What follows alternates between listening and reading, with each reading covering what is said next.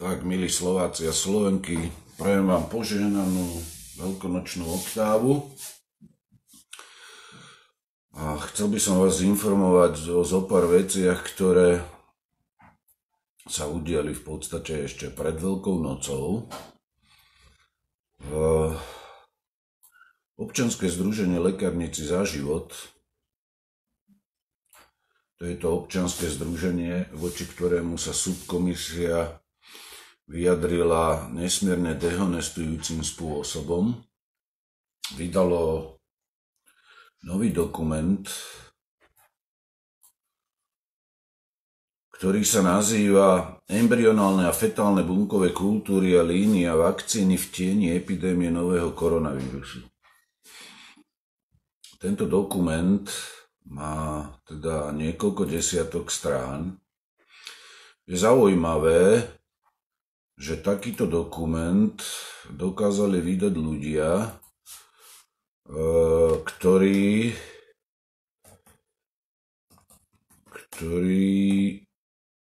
vraj nemajú žiadnu odbornosť, ktorí jednoducho podľa vyjadrenia subkomisie KBS pre bioetiku, títo ľudia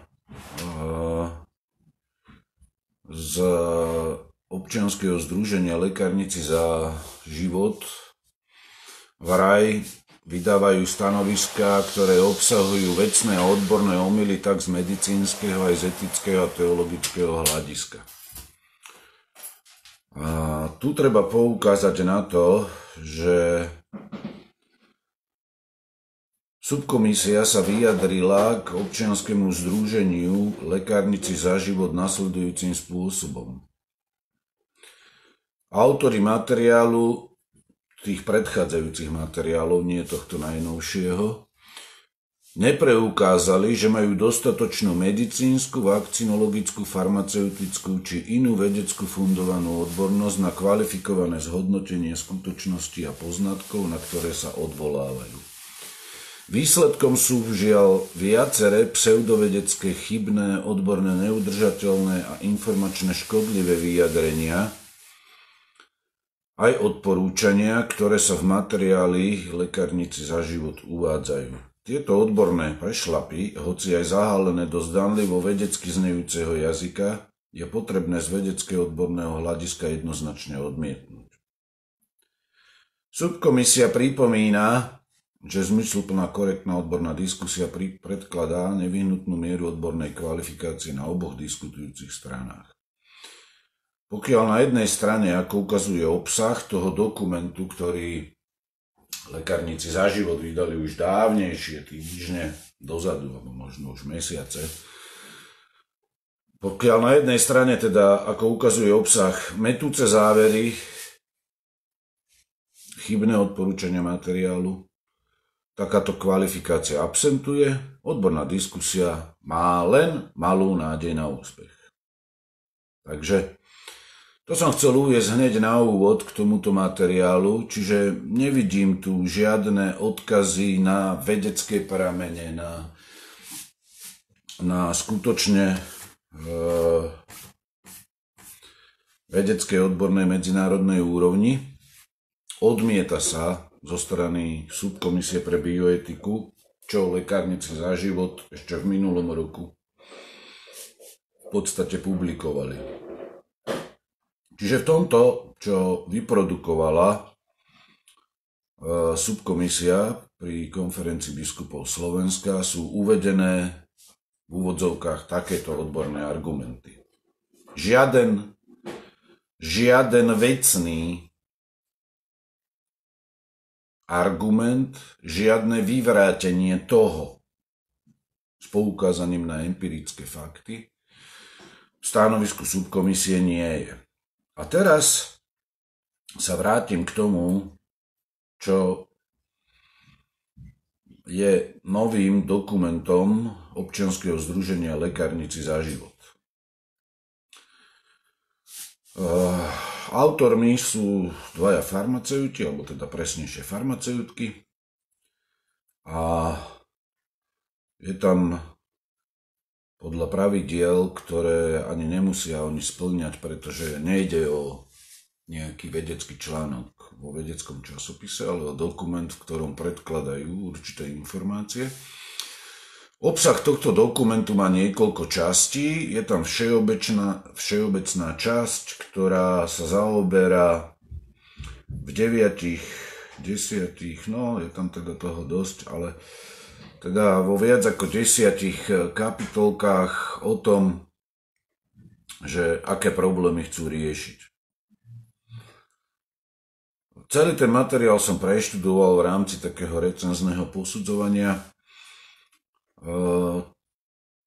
Toto občianske združenie v podstate predkladá slovenským kresťanom, katolíkom a ľuďom, ktorí pracujú v oblasti farmácie, neoceniteľné informácie vedeckého charakteru, to podotýkam vedeckého charakteru, to nie sú výmysly, to sú empirické fakty, ktoré načerpali z vedeckej a odbornej literatúry v zahraničí a poukazujú na definovanie niektorých skutočností, ktoré sa dotýkajú ohľadne vývoja, výroby, testovania a produkcie vakcín, ktoré sú, ako sa hovorí na západe, morálne kompromitované vraždou nenarodených detí. Zaoberajú sa aj otázkami svedomia, embryonálnymi a fetálnymi bunkovými líniami, potom, aké sú v podstate spôsoby odoberania týchto tkaní zo zavraždených, potratených detí. Hovorí sa o postojoch lekárnikov za život v rámci distribúcie a predaja týchto tzv. Vakcín. Hovorí sa tam aj o svedomí a zároveň je tam aj retrospektívny pohľad do histórie produkcie ľudských embryonálnych a fetálnych bunkových kultúr alebo línií. Hovorí sa tam aj o tom, aké vakcíny sú poškvrnené zločinom vraždy nenarodených. A vo farmaceuticko-medicínskej časti sa zaoberajú rôznymi termínmi, ktoré sa používajú v tejto problematike v odbornom aj vedeckom svete a aj v laickom svete. Potom sa zaoberajú problémom tzv. Nesmrteľnosti alebo nekonečného používania bunkových línií pochádzajúcich zo zavraždených nenarodených detí.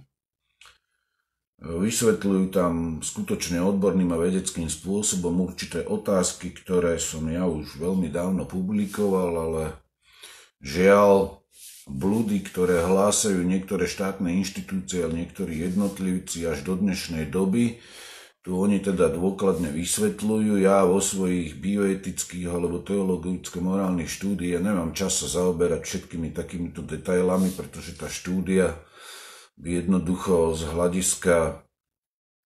hľadiska svojho rozsahu nemohla byť zverejnená v zahraničných vedeckých časopisoch, čiže ja dávam len odkazy na tieto skutočnosti, ktoré tu oni v tejto časti svojho dokumentu, ktorý má rozsah skutočne niekoľko desiatok strán, prezentujú vo veľa väčších podrobnostiach. Druhou vecou je to, že majú tam aj také právnické kapitolky, ktoré sa zaoberajú určitými právnymi otázkami, či už výhrada vo svedomí, alebo aké sú právne limity. Zaoberajú sa aj otázkami toho, čo sa u nás na Slovensku, poprípade v Českej republike, riešilo ohľadne vakcinácie. A teraz tá nejaká taká dôležitá časť, ktorá je nesmierne významná pre katolíkov, to je o svedomí, kde oni predkladajú na základe určitých aj cirkevných dokumentov, aj určitých teoretických znalostí primeraných teda kresťanom katolíkom, ktorí neštudovali teológiu a alebo poprípade morálnu teológiu, alebo jej časť, ktorá sa nazýva bioetika, veľmi zaujímavé kapitoly o tom, ako sa stávajú aj slovenskí biskupy, jednotlivé orgány biskupskej konferencii k tomuto problému. Ja som ten dokument teda si stiahol do počítača v tejto verzii, on bude ešte istým spôsobom doplňovaný podľa toho, čo viem, a upravovaný. Je tam odkaz na skutočne množstvo vedeckých štúdií, prameňov, odborného charakteru, špecializovaných inštitúcií, kde sa opierajú o tieto informácie a na základe toho k tomu zaujímajú stanovisko. Odporúčam vám, dá sa to stiahnuť na stránke Združenia Lekárnici za život lzz.sk. Môžete si o tom, koho to bližšie zaujíma, niečo prečítať. V tejto súvislosti chcem hovoriť ale o niečom úplne inom, čo súvisí v podstate s vyjadrením jedného biskupa zo zahraničia, ktoré bolo zverejnené na jednom zaujímavom portáli, to je lifesidenews.com, kde otec biskup Athanasius Schneider má také vyjadrenie k používaniu vakcín proti covidu a terapeutických prípravkov proti covidu, ktoré sa nazývajú teda vakcíny, v skutočnosti vakcínami nie sú. A bolo to tam uverejnené pod titulkom Krv zavraždených nenarodených detí volá k Bohu z vakcín a liekov poškvrnených potratom. Ja viem, že tento biskup, ktorý je pomocným biskupom v Kazachstane, v meste Astana, ktoré sa myslím si, že už aj premenovalo na nejaký iný názov, to si už presne nepamätám, že tento biskup nie je veľmi obľúbený u propotratovej lobby vo svete a vonkoncom nie je obľúbený u provaxerov a provakcinačne zmýšľajúcich kresťanov katolíkov, po prípade katolíckej hierarchie, ktorá sa zastáva používania vakcín, ktoré sú jednoducho poškvrnené potratom, alebo teda vraždou nenarodených detí. Tento biskup je jeden z relatívne malého počtu biskupov vo svete, ktorí jednoznačne odmietajú používanie vakcín aj proti COVID-19, ktoré sú vyvinuté, vyrobené, testované za použitia bunkových línií, ktoré pochádzajú zo zavraždených nenarodených detí. A on poukazuje aj na niektoré globálne súvislosti. Treba povedať, že osobne sa zhodujem s tým a súhlasím s tým, čo on tvrdí, že protikatolícke alebo protikresťanské určité sily, ktoré podporujú v podstate kultúru smrti, sa snažia za pomoci takej propagandy vnútiť obyvateľom tejto planéty to, čo som ja už napísal nesmierne, teda pred mnohými rokmi, implicitnú, vzdialenú a pasívnu spoluprácu s vraždami nenarodených detí pri vývoje, výrobe, testovaní rôznych vakcín. A je do istej miery paradox, na ktorý som ja dosiaľ v podstate odmietol reagovať v forme vedeckej štúdie, že za necelých 6 rokov sa postoj niektorých vatikánskych inštitúcií otočilo 180 stupňov. Lebo keď si vezmete tie dokumenty, ja neviem, Donum Vitae, Dignitas Personae, alebo dokument Pápeskej akadémie Pro Vita, spred 6 či koľkých rokov o používaní vakcín v tom bežnom očkovacom kalendári, tak tam sa nazvalo použitie týchto vakcín ako z morálneho hľadiska zlé. V závislosti od toho, či človek súhlasí alebo nesúhlasí s takýmto spôsobom vývoja výroby vakcín, ide vždy minimálne o implicitne vzdialenú pasívnu materiálnu spoluprácu na zločine vraždy. Vždy. To je minimálna, najmenšia tá forma spolupráce. Ten, kto s tým súhlasí, v podstate sa jedná potom o formálnu spoluprácu na zločine potratu. Ale nechcem teraz rozoberať toto.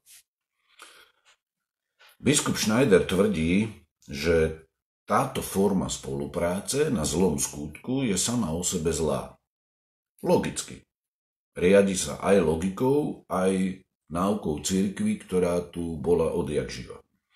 Paradoxom je, že niektoré tie vatikánske inštitúcie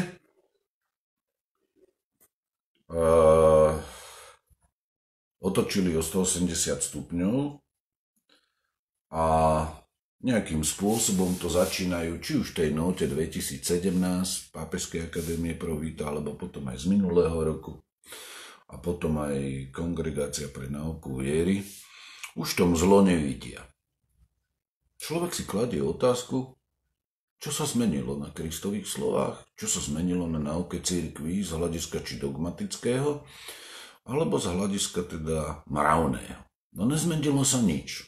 Zmenili sa ľudia v určitých inštitúciách, ktorí zrazu nevidia nič zlé na tom, aby sa takéto vakcíny používali. To nahralo do karát teda ľuďom, ktorí propagujú používanie neetických vakcín. A biskup Schneider hovorí o tom, že je to zlo aj kvôli nielen samotnej tej matérii, ale aj kvôli mimoriadnym historickým okolnostiam súčasnej historickej epochy, kde svetové mocnosti, určité síly, určité ideologické záujmové skupiny, ja hovorím, propagujú vraždenie nenarodených detí a zneužitie pozostatkov týchto zavraždených detí na rôzne účely. Či už vo farmaceutickom priemysle, kozmetickom priemysle alebo potravinárskom priemysle. Dobre počujete, je to tak.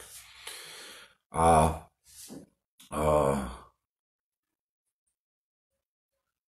biskup Schneider hovorí alebo píše v tom nejakom stanovisku, že keď sa používajú takéto vakcíny alebo farmaceutické produkty, ktoré na Slovensku nazývame liekmi, ktoré využívajú tieto produkty, využívajú tie bunkové línie pochádzajúce zo zavraždených detí, tak máme skutočne úžitok v úvodzovkách plodov tohto najohavnejšieho zločinu v ľudských dejinách. On síce používa iný termín, jedného z najväčších druhov zla v histórii ľudstva, lebo tu sa jedná o krutú genocídu nenarodených. Pripomínam, že každý rok cca 40 volačo miliónov zavraždených detí na tejto planéte. A napríklad na Slovensku, odkedy je potrat legálny, tak na teritóriu Slovenska už je to dávno cez 1 milión zavraždených detí. Čiže slovenský národ prišiel o 1, neviem koľko, si to nepamätám, či 1,2 milióna alebo 1,3 milióna detí, ktoré boli za tie desiatky, celé dekády zavraždené. A treba si položiť otázku, že či toto je skutočný spôsob riešenia tzv. Pandémie.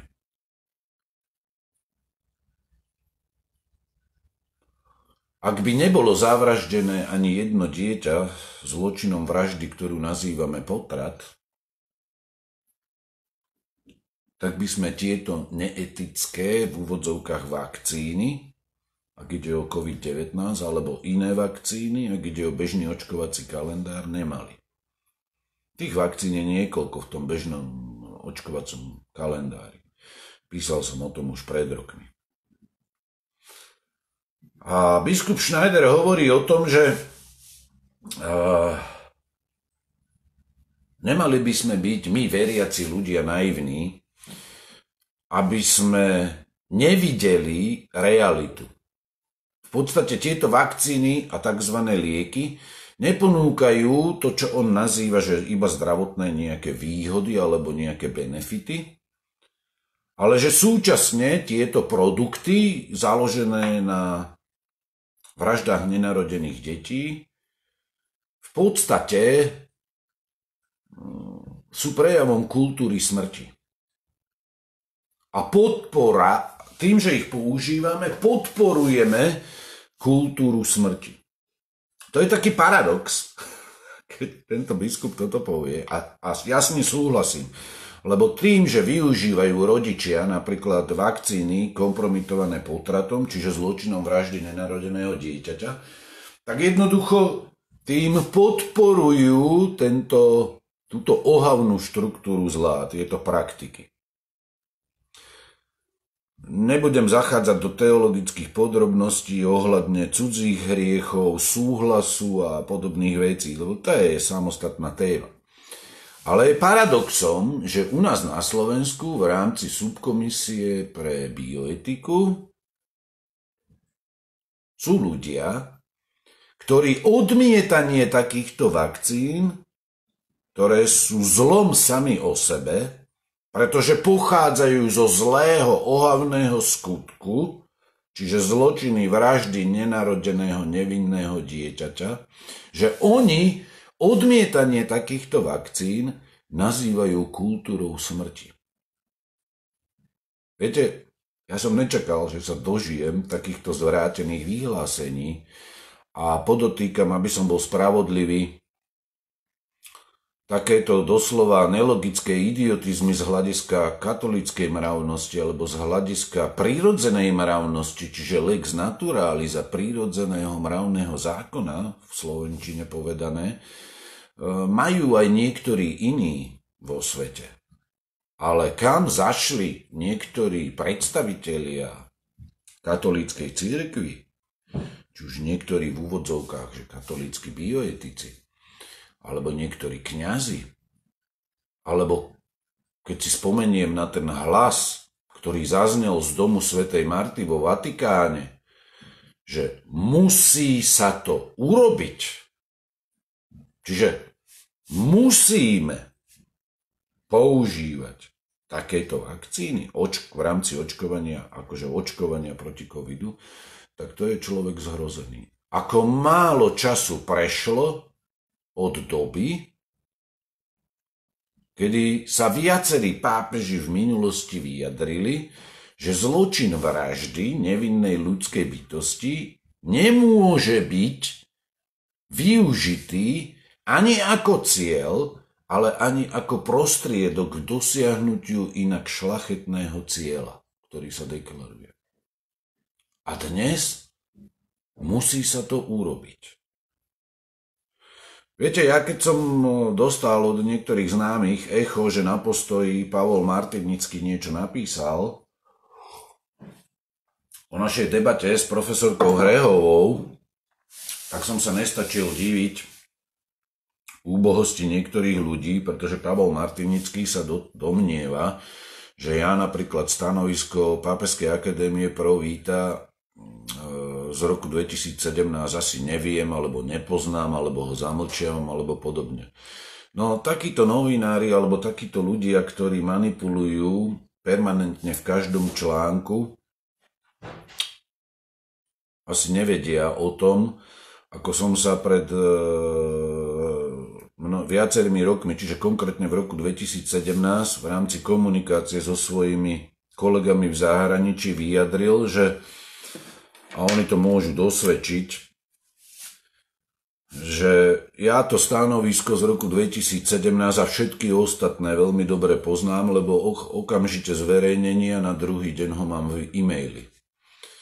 A vtedy som povedal pred viacerými ľuďmi, aj mojimi niektorými kolegami na Slovensku, že toto keď si prečítajú, alebo keď toto stanovisko objavia na subkomisii pre bioetiku, tak sa tomu nesmierne potešia.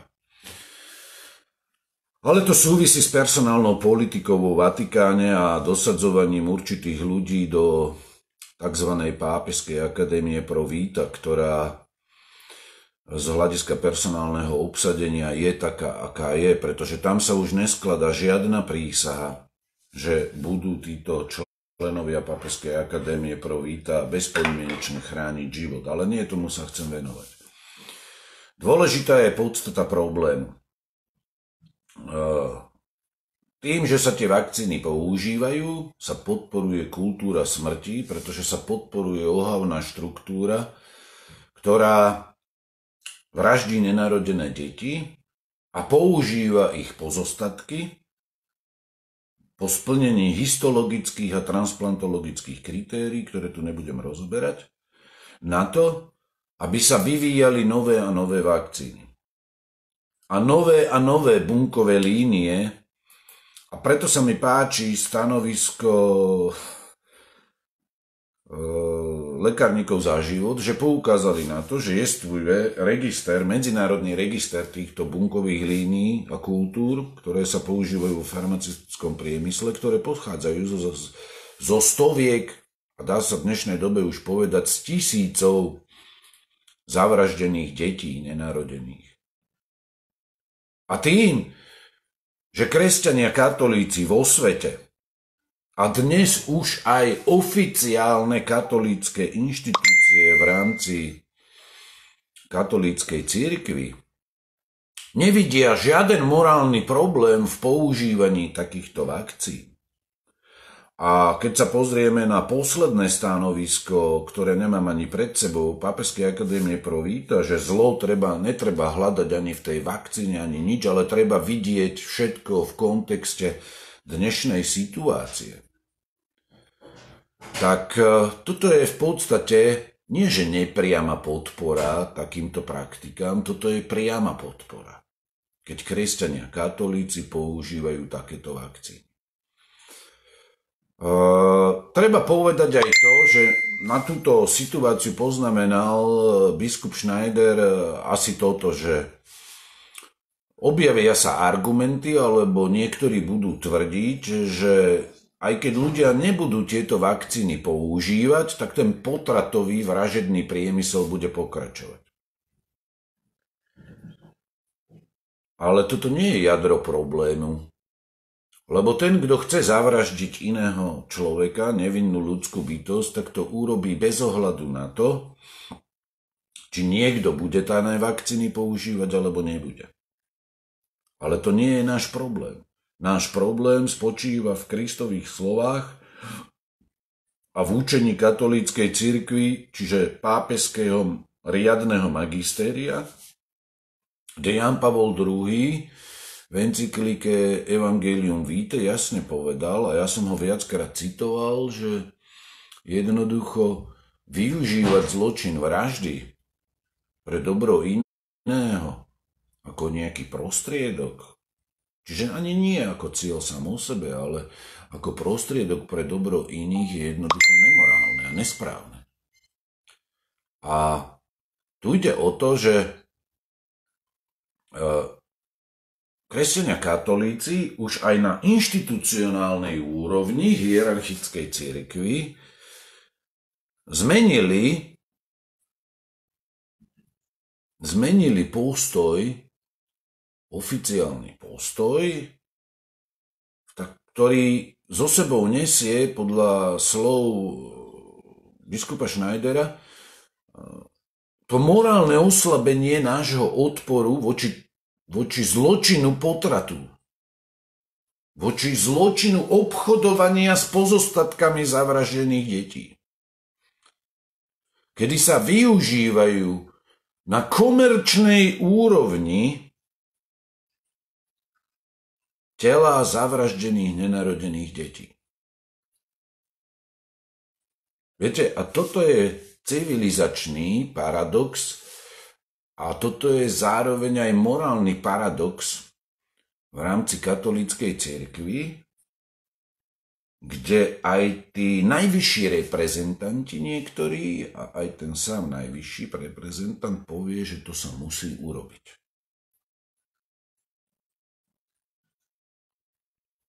Takže zostáva tu otázka, ako je to teda s tým prikázaním nezabiješ a s využívaním ovocia tejto vraždy, ohavnej vraždy, ktorá je legalizovaná, kedy sa na komerčnej báze obchoduje s telami zavraždených nenarodených detí.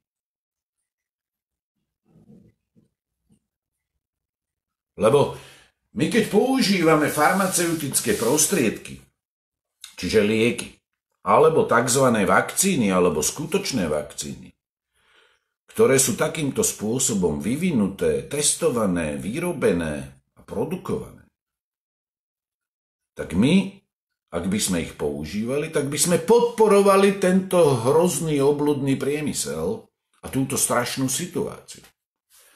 A mne sa páči to vyhlásenie, že krv zavraždených nenarodených detí volá k Bohu z vakcín a liekov poškvrnených potratom. Pretože to vystihuje podstatu celej tejto situácie.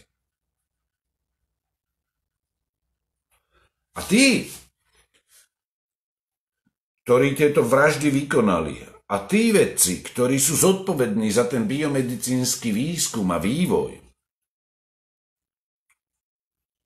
oni teraz dostali signál, dokonca z Vatikánu, v minulom roku, v tomto roku tiež, a v predminulom tiež, a v roku 2017 tiež, no že katolícka cirkev, alebo respektíve hierarchia, sa zmierila s touto situáciou, kedy tu existuje celý reťaz zločinov proti životu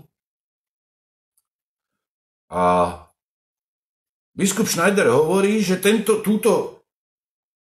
reťazec zločinov proti životu, on ho nazval, že to je reťaz smrti. A apeluje na svedomie kresťanov katolíkov, že my sa musíme vlastne prebudiť. Lebo toto je nebezpečenstvo, toto sú dôsledky, toto sú okolnosti súčasnej situácie. A on poukazuje vo svojom vyjadrení, ktoré bolo publikované na tej webovej stránke lifesidenews.com, že máme tu v dokumentoch Vatikánu alebo Svätej stolice z rokov 2005, 2008, 2020, on tam zabudol na rok 2017, ten jeden taký krátka nota Pápežskej akadémie pro Vita, ktorú keď som si ja prvýkrát prečítal, v podstate na druhý deň, ako bolo zverejnená, tak som bol zhrozený. A on hovorí, že tieto dokumenty obsahujú rôzne teórie, ktoré po splnení určitých podmienok opravňujú použitie týchto vakcín a ktoré sa zaoberajú tými vakcínami vyvinutými z bunkových líní pochádzajúcich z zavraždených nenarodených detí. A on poukazuje na to, že to nie je neomylné rozhodnutie magistéria, napriek tomu, že to vydali vatikánske inštitúcie. A to sú v podstate dve inštitúcie. Pápežská akadémia pre život v roku 2005, potom Kongregácia pre náuku viery Dignitas Personae z roku 2008, Pápežská akadémia pro Vita rok 2017 a potom 2020 a potom aj Kongregácia pre náuku viery v roku 2020. Áno, iste, zmenili sa personálne pozície v týchto inštitúciách a výsledok je takýto. Argumenty, ktoré sú uvedené v týchto dokumentoch, ktoré má na mysli biskup Schneider, ktoré sa týkajú morálnej dovolenosti používania vakcín, ktoré sú spojené s potratmi, čiže s vraždami nenarodených, sú pre ňoho príliš abstraktné. A podľa neho k tomuto problému musíme pristupovať hlbšie a nezostávať v tzv. Právnickom pozitivizme a formalizme abstraktných teórií spolupráci so zlom, ťažiacich zo zlých skutkov iných, potom z teórie, alebo teda z princípu skutku s dvojitým účinkom, alebo z toho, čo by sme chceli nazvať ospravedlňujúcimi nejakými teóriami dotýkajúcimi sa používania týchto vakcín.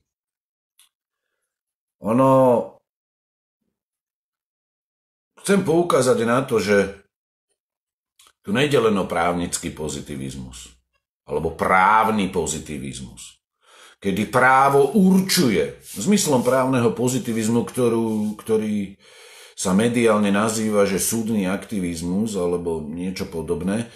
V právnom pozitivizme ide o to, že pomocou právnych noriem niečo legalizujeme, a keď je niečo legálne, tak sa tým sugeruje všetkým, že to, čo je legálne, je aj morálne správne. To je podstata právneho pozitivizmu a formalizmu. Ale tuto by som si dovolil možno byť trochu kritický, lebo tu nejde o to, že jestvujú určité akože morálne alebo právne teórie, ktoré by boli abstraktné. Oni jednoducho teoretickým jazykom, či právnickým alebo etickým, bioetickým alebo morálnym, odborne pomenúvajú určité možnosti spolupráce so zlom. Je to súčasť výuky, povedzme aj morálnej teológie na vysokých školách. A niektoré z týchto interpretácií, napríklad skutku s dvojakým účinkom, to je taký princíp, ktorý má pár sto rokov alebo pár desiatok rokov, tak niektoré z tých interpretácií sú také, že oni dokážu akoby ospravedlniť takéto konanie. V úvodzovkách dokážu ospravedlniť. A biskup Schneider navrhuje, že treba ísť hĺbšie, trošku od základov sa na to pozrieť a zvážiť aspekt proporcionality. No, a on hovorí, že tá konkrétna reťaz tých strašných zločinov, vraždenia nenarodených detí, odberu tkanív a častí tela, zavraždením nenarodeným deťom, komercionalizácia, čiže obchodovanie s ich pozostatkami týchto detí prostredníctvom výroby a testovania vakcín a liekov je v nepomere k iným trestným činom, napríklad výhody z otrockej práce, platenie daní a tak, ktoré sú napríklad otrocká práca považované za trestný čin. A ja osobne s tým veľmi nesúhlasím, lebo aspekt proporcionality to súvisí úzko častokrát s proporcionalizmom v oblasti mravnosti a to sme už na šikmej ploche. Ale on v podstate hovorí o tom, že niekedy sa uvádzajú určité udalosti z minulosti ako príklady, pomocou ktorých sa dá ospravedlniť morálna dovolenosť použitia vakcín, ktoré sú vyvinuté, vyrobené, testované na základe využitia tých bunkových línií zavraždených detí. Ale toto všetko podľa neho je neporovnateľné v podstate s otázkou, ktorá je vlastne pred nami, čo je hlavným problémom. Lebo vzhľadom na závažnosť problému potratu, čiže vraždy nenarodeného a súčasnú realitu, tu vidíme neustále sa rozvíjajúce odvetvie vražedného potratového priemyslu a biomedicínskeho výskumu. A toto podľa neho zahŕňa aj obchodovanie s tými oddelenými časťami tiel detí, ktoré boli zavraždené potratom. A tu nie je možné uplatniť princíp materiálnej spolupráce podľa neho a iné podobné teórie v tomto prípade. V tomto s ním súhlasím, pretože ja som už pred cca 10 rokmi poukázal na túto ohavnú štruktúru, ktorú vytvoril farmaceutický priemysel. A dodnes sú mnohí provakcinačne zameraní ľudia presvedčení o tom, že tie potraty boli náhodné, že tie potraty neboli kvôli vývoju vakcín a že jednoducho to sa len využilo. To, čo sa už stalo. Viete, takýmto ľuďom argumentovať v podstate nemá zmysel, pretože keď človek berie do úvahy poznatky či z transplantológie, z histológie a z ďalších biomedicínskych odborov, tak jednoducho je každému, kto má aspoň trošku štipku rozumu a logického myslenia jasné, že tie potraty sa vykonávajú vo veľmi úzkej biomedicínskej, logistickej a celkovo ideologickej kooperácii všetkých zúčastnených subjektov, kedy sa dokonca hľadajú vhodní, a teraz to poviem impertinentne, darcovia biologického materiálu už počas tehotenstva. Ale viete, vysvetľovať toto ľuďom, ktorí sú provakcinačne zameraní, je úplne zbytočné. Pre nich je to buď neuveriteľné do takej miery, že jednoducho tomu nechcú veriť, týmto faktom, alebo sú to ľudia, ktorí to chcú za každú cenu zakryť. Ja som mal počas posledných cca 10 rokov x prednášok aj v zahraničí na túto tému, kde som dopodrobna na základe materiálov, ktoré postupne začínajú vyplavovať tieto kalné vody na povrch. To sú interné materiály niektorých inštitúcií, ktoré sa na tom podielali. Som vysvetľoval mnohokrát celý túto ohavnú štruktúru zla. A príde čas, keď to už bude verejné tajomstvo. A títo ľudia budú musieť byť veľmi potichu a budú sa hanbiť za to osočovanie a ohováranie, či už voči mne, alebo voči mnohým iným špičkovým autorom v zahraničí, ktorí to vedia rovnako ako ja. Za to, čo celé roky robili túto kampaň. Pretože pravda si vyžaduje častokrát veľmi dlhý čas na to, aby vyšla najavo, a niekedy ešte väčší čas si vyžaduje na to, aby ho tí ľudia dokázali prijať ako fakt. Problémom je to, že používanie takýchto vakcín, alebo tzv. Vakcín proti covidu, to je priama podpora týmto ohavným štruktúram, pretože tu nejde už len o štruktúry, ktoré tu boli, ja neviem, v 60. rokoch minulého storočia, kedy sa prvýkrát praktizovali takéto ohavné kroky. Kedy sa letecky transportovali častokrát živé biologické tkanivá na vedu a výskum a na vývoj, kedy sa k tomu títo autori dokonca priznali vo vedeckých časopisoch, ako je Hayflick, a to je jeden z viacerých. K takýmto praktikám a k úzkej kooperácii s inými inštitúciami, áno, vtedy sa spomínalo, však ja som vo svojich článkoch uviedol x odkazov, či na Karolinský inštitút, alebo na mnohé ďalšie. A to bol vtedy začiatok. Dnes sú už medzinárodné štruktúry, kedy sú špecializované súkromné firmy a medzinárodné registre, kedy si vedci objednávajú určité druhy tkanív, kde sú už vytvorené medzinárodné banky, kde sa skladujú a používajú sa na vývoj vakcín, na testovanie vakcín a na mnohé iné ďalšie ciele.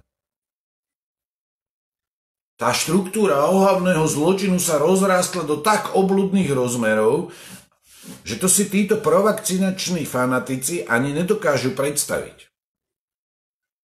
Viete, pre mňa je tá problematika použitia takýchto vakcín ako už dávno vyriešená. Ja sa tomu už nejakým spôsobom aj na vedeckej úrovni odmietam v podstate baviť alebo viesť nejaký dialog, pretože ja som napísal v angličtine niekoľko štúdií na túto problematiku a bol som prekvapený, keď mi zo sveta prichádzajú určité maily ľudí z oblasti biomedicíny, ale aj z oblasti teológie, ktorí mi hovoria, alebo píšu, že sú šokovaní z toho, že niečo také existuje.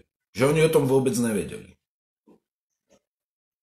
A treba povedať, že napríklad ten biskup Schneider hovorí, že takéto teórie, ak mám nadviazať na ten jeho článok, sú v podstate prejavmi antipastorácie a sú kontraproduktívne v tejto historickej epoche používania tzv. Očkovacích látok, ktoré sú kompromitované potratmi. Tie duše zavraždených detí, z ktorých ich tela majú z nich ľudia akože úžitok, aj z tých liekov a vakcín. Tie duše žijú a majú meno pred Bohom. To on hovorí. Boh ich pozná po mene.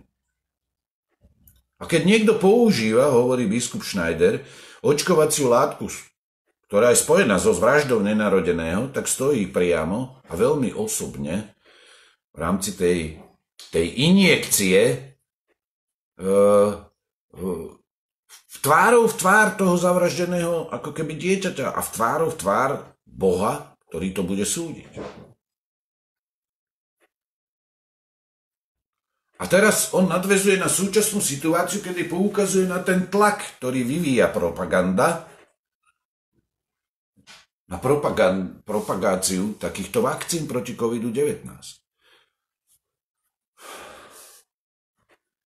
A poukazuje aj na to, že vlády štátov, a to je pravda, používa peniaze daňových poplatníkov proti našej vôli. To kresťanom na Slovensku vôbec nevadí. To ani subkomisii ani nevadí.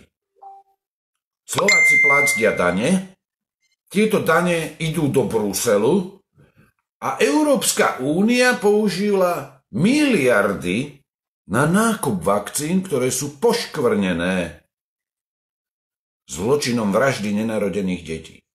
To oni zatajujú, to spomínať verejne nebudú, ale primitívnym, doslova nevedeckým spôsobom osočovať a ohovárať lekárnikov za život, to dokážu. Ale sami nepredložia jeden jediný vedecký alebo odborný argument, ktorým by sa čo i len pokúsili vyvrátiť to, čo napísali členovia lekárnikov za život. Viete, keďže ja nie som farmaceut a vôbec ma až tak nezaujíma tá farmaceutická rovina v zmysle detailov, o ktorých by som mal alebo mohol písať, pretože mňa zaujíma prioritne teologicko-morálne hľadisko, tak ja sa tým detailom vo svojich článkoch nevenujem. Ja si ich všetky preštudujem a z toho urobím teologicko-morálny alebo bioetický záver. Lebo podstata toho problému je mravná. A tu žijeme v dobe, kedy aj slovenská vláda sa spolupodiela z peňazí slovenských daňových poplatníkov, medzi ktorých patria aj kresťania katolíci, na kupovaní, na nákupe takýchto ohavných vakcín, ktoré niektoré, keďže využívajú technológiu mRNA, DNA, GMO, syntetické biológie, ani vakcínami nie sú. A biskup Schneider hovorí, že ak by sa napríklad taká vláda vyjadrila smerom k občanom, zoberieme si teda vaše dane, vaše peniaze na zaplatenie tohto konkrétneho potratu, tak čo katolíci spravia? Musíme to odmietnúť? Aj keby to napríklad znamenalo nejakú sankciu, ako zhabanie domu alebo väzenie? Sa pozrieme na kresťanov v prvých storočiach.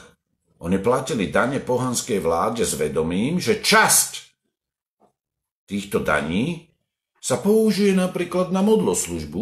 To spomína sám Schneider. Na modloslužbu.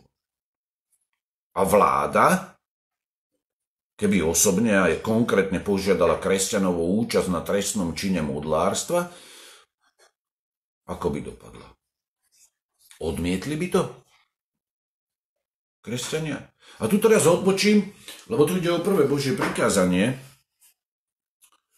Odmietli by to dnešní kresťania pokloniť sa novodobým modlám aj za cenu väzenia, múčenia. Pozrite sa, koľko kresťanov je covid veriacich, ktorí vidia jedinú spásu a nádej vo vakcíne. To je tragédia dnešnej historickej epochy. Nevidia spásu v umúčenom a zmrtvých stalom Kristovi,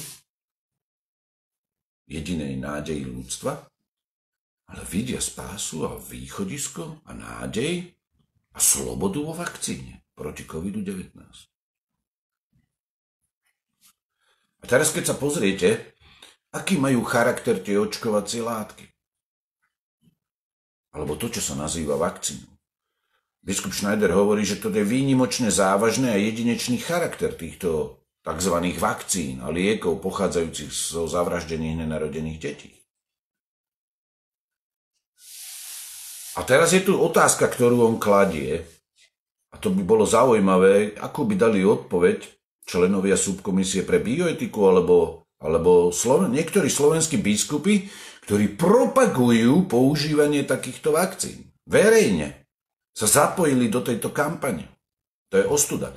Tak sa ich treba opýtať ústami biskupa Schneidera.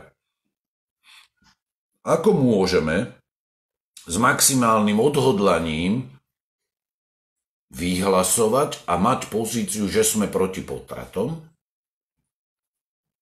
keď prijímame vakcíny, ktoré sú spojené s potratom. Keď ich pôvod spočíva vo vražde dieťaťa. A Schneider, ako keby kopíroval niektoré moje články, v podstate hovorí, že logika aj zdravý rozum si vyžaduje, že aby sme takéto produkty, čiže už vakcíny alebo lieky, nepríjmali. A hovorí, že v ťažkých dobách veľkého zmätku Boh často používa jednoduchých a malých, ktorí hovoria pravdu, zatiaľ čo väčšina pláva s prúdom. Bohužiaľ, on hovorí, veľa ľudí v cirkvi a dokonca aj niektoré katolícke pro-life organizácie idú s prúdom. V konkrétnej otázke, povedzme vakcín proti covidu alebo nejakých liekov, ktoré sú spojené s vraždou nenarodeného dieťaťa, čiže s potratom. A on konštatuje, že s týmto prúdom pláva aj veľa teológov, dokonca aj Svätá stolica, aj veľká väčšina biskupov. A tak v dnešnej cirkvi podľa jeho slov zostáva iba menšina, ktorá hovorí, stopnite to, prestaňte, toto nie je dobro, toto je nebezpečné. A hovorí o tom, že našou povinnosťou kresťanov je vydávať svedectvo svetu tým, že neakceptujeme tieto potratom, čiže vraždou nenarodených detí poškvrnené vakcíny a lieky. Drahí Slováci, kresťania, katolíci, počuli ste niekedy slovenských biskupov alebo členov subkomisie pre bioetiku rozprávať takýmto spôsobom? Kde sme sa to vlastne dostali? Keď iba málo ľudí sa riadi dekalógom a záväznými vyjadreniami učiteľského úradu cirkvi v podobe pápežského magistéria predchádzajúcich pápežov. A to ľudia nepoznajú staršie vyjadrenia pápežov. Poviem príklad, 80, 90 rokov dozadu. A tu biskup, ale aj iní niektorí biskupy, keďže na celé roky táto problematika zaujímala z profesionálneho vedeckého hľadiska, ja poznám vyjadrenie skutočné, je ich iba pár desiatok, ale ten hlas tých biskupov, ktorí protestujú proti používaniu takýchto vakcín, je skutočne to je kvapka v mori.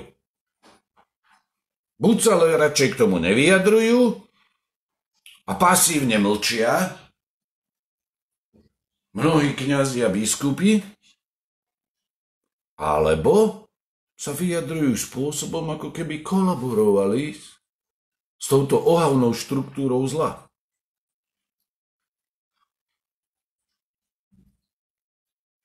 A Schneider hovorí, že tí, ktorí navrhujú, že je morálne dovolené používať takéto vakcíny z zavraždených nenarodených detí, že trebalo by sa ich opýtať, že keby že cestovali späť v čase a boli svedkami tejto hroznej vraždy nenarodeného dieťaťa, rozkúskovania jeho telesných pozostatkov a zbierania týchto živých tkaní, lebo oni musia byť živé, mŕtve tkanivá sú vám na nič, histológovia by vedeli hovoriť, aj transplantológovia, a ich bunky potom budú spracovávané v laboratóriu a keby s takouto konkrétnou vakcínou alebo liekom boli spojené stovky chemických procesov, tak potom by ste s čistým svedomím chceli dostať takúto vakcínu alebo liek do svojho vlastného tela? Viete, keď zostaneme len v rovine princípov, lebo toto je dosť emocionálna otázka, viete, málo kto z ľudí videl naživo potrat. Málo kto. Ja sa k tomu radšej nebudem nejakým spôsobom vyjadrovať v zmysle konkrétnych vecí, ale neviete si predstaviť ukrutnejšiu smrť nevinnej ľudskej bytosti, ako je potrat. Lebo potrat to je také vyjadrenie biomedicínskeho charakteru alebo právneho charakteru. Ale skúste si to nájsť na YouTube alebo na niektorých iných portáloch, ako prebieha naživo potrat. To by som odporúčal všetkým týmto propagátorom takýchto vakcín. Nech vidia to aspoň na videu. Nech to vidia aspoň na videu.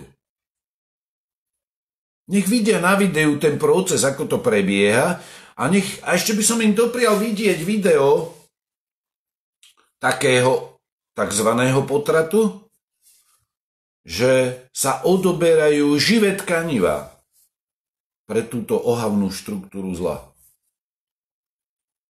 Pre túto ohavnú štruktúru zla farmaceutického priemyslu, ktorý úzko spolupracuje pri zabezpečovaní tzv.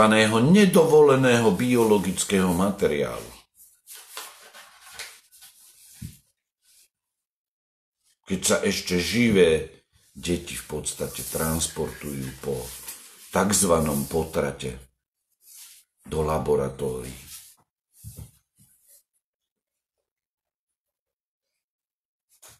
Ja som presvedčený o tom, ak tí ľudia majú aspoň štipku mravnosti, že by utiekli. Utiekli by z takej sály. Nedokázali by si to vypozrieť do konca. Len problémom je to, ako to títo ľudia, ktorí z pohodlia svojich inštitúcií, komisí a palácov, ako to môžu schvaľovať. To je šokujúce. Lebo áno, oni argumentujú, že však to sú vakcíny, kde sa výukové línie používajú len na to, že sa vakcíny na nich testujú. A čo to mení na situácii? Lebo oni síce správne, niektorí odborníci aj v niektorých vatikánskych inštitúciách hovoria, áno, je rozdiel medzi priamou prítomnosťou fetálnych bunkových línií pochádzajúcich zo zavraždených nenarodených detí vo vakcíne a s ich použitím pri testovaní. Áno, to je rozdiel. Áno, tam mravná zodpovednosť má určité stupne. Ale môžeme my ako kresťania, ktorí teda sa o sebe vyhlasujeme, že rešpektujeme prírodzený mravný zákon a Božie prikázania, jednoducho môžeme my toto akceptovať? Veď prvým hrozným zločinom proti Bohu je zavraždenie toho dieťaťa. My nemôžeme akceptovať použitie týchto línií pochádzajúcich z vražd detí ani na testovanie. To hovorí sám biskup Schneider a ja s ním súhlasím. Ale prvým zločinom je vražda nenarodeného nevinného dieťaťa. Druhým je to, ako sa nakladá s tým, čo z toho dieťaťa zostane. Ako sa z toho vyvíjajú tieto bunkové línie a kultúry. A použitie produktov vraždy, čiže týchto bunkových línií na testovanie, to je nič iné, len ďalší zločin, nemorálny zločin. A biskup Schneider tomu zaujíma postoj, že pri takejto akumulácii zločinov vlastne my nemôžeme ako katolíci, kresťania s tým spolupracovať. Nemôžeme z toho nejako mať výhody, ťažiť z takýchto akože vedľajších produktov. Ba dokonca on hovorí, že máme mravnú povinnosť odolávať voči tomu.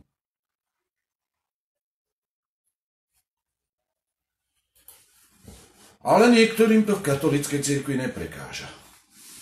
Neprekáža im to. A teraz on tam hovorí vo svojom článku, že predstavme si situáciu, keby to bolo úplne zakázané vo svete. Potraty, vraždy nenarodení. No čo by potom musel robiť farmaceutický priemysel? Lekári, vývojári. No hľadali by alternatívy. A on hovorí, že Boh by ich poskytol, Boh by to tak zariadil, ak by sme dodržiavali jeho zákon, konkrétne 5. prikázanie. A on tvrdí, že Boh nás potrestá, ak použijeme bunkové línie pochádzajúce zo zavraždených detí na výrobu a testovanie vakcín a liekov. A hovorí, že sa máme otvoriť tej najprirodzenejšej perspektíve. Že musíme odolávať mýtom, že neexistuje alternatíva. Lebo tým, že používame takéto vakcíny a lieky, tým spolupracujeme na ďalšom šírení toho mýtu, že alternatíva neexistuje. Samozrejme, že existuje, vždy existovala. Lebo Boh nikdy nestavia kresťana alebo človeka do situácie, že si musí vybrať iba zo zlých možností. Problémom je ideologická propaganda, kedy odmietnutie je chápané na základe ideologickej manipulácii ako zlo. A to, čo je zlom, je ideologicky propagované ako dobro, ako jediné východisko. Až takto zatemnila propaganda v podstate rozum dnešným ľuďom, kedy odmietnutie vakcíny je považované za anti-life, za kultúru smrti a prijímanie vakcín poškvrnených vraždou nenarodených je považované za pro-life. Nečakal som, že sa dožijem, že tí, ktorí sú členmi katolíckej hierarchickej cirkvi, budú hlásať takéto zvrátené názory. A biskup vyzýva, že aj keď je len malá menšina veriacich kňazov a biskupov, ktorí odolávajú a hovoria pravdu, tá pravda nakoniec zvíťazí. A v dejinách to bude podľa neho tak, že keď sa ľudia v budúcnosti pozrú naspäť, tak povedia, že aj tzv. Dobrí katolíci sa poddali tejto mentalite. Dokonca aj vysokí náboženskí predstavitelia, ktorí sú zodpovední za správu Svätej stolice, sa poddali tomuto rozširujúcemu sa biomedicínskemu a farmaceutickému priemyslu, ktorý na výrobu a testovanie vakcín používal bunkové línie pochádzajúce z vraždenia nenarodených detí. Áno, povedia to, že to tak bolo. Dejiny povedia, podľa biskupa Schneidera, že sa nechali zaslepiť abstraktnými teóriami vzdialenej materiálnej spolupráce. Tu musím povedať, že definované je to správne. Na základe tzv. Tejto teórie, ktoré ťažia zo zlých skutkov iných a podobnými teóriami. Ale Ježiš povedal, ja som cesta, pravda a život. My sa máme riadiť pravdou. Aj keby sme stratili všetkých svojich priateľov, hovorí biskup. Mali by sme sa riadiť svedomím, ktoré je formované objektívnymi mravnými princípmi a Božími prikázaniami. To je taký paradox, keď nejaký kňaz alebo biskup vám na sviatok svätého Thomasa Morusa alebo Jána Fischera bude hovoriť, ako oni nepodľahli nátlaku štátu, ako išli vo svojom svedomí podľa Kristových príkazov. A ja sa pýtam, podľa akých príkazov idú tí, ktorí ktorí propagujú používanie neetických vakcín, ktoré sú poškvrnené obludným zločinom potratu, čiže vraždy nenarodeného dieťaťa. To je podľa čoho sa oni riadia. A čo povedal Ježiš? Napríklad máte Evangelium svätého Matúša 24:24. Aj tí, ktorí vedú ľud, budú zvedení na nesprávnu cestu. Príde čas, keď Boh zjaví ľuďom v cirkvi pravdu. Ale kedy sa týmto ľuďom otvoria oči? Pretože pravda je taká mocná, ona je mocná, pretože pochádza od Boha. Ale my musíme žiť pravdu. My sa máme riadiť univerzálnymi príkazmi.